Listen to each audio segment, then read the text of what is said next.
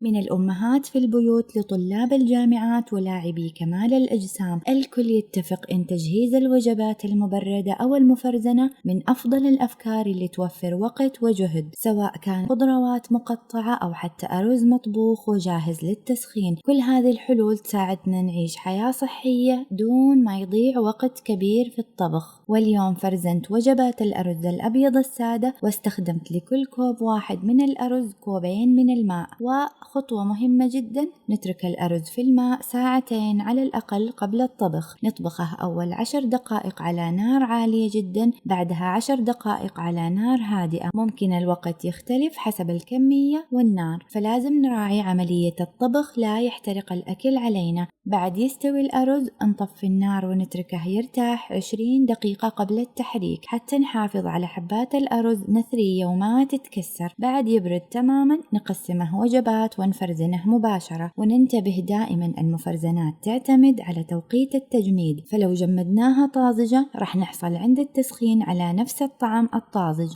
المفرزنات فعليا اختراع يختصر وقت كبير ويخلينا دائما مستعدين بوجبة صحية جاهزة. في أمان الله.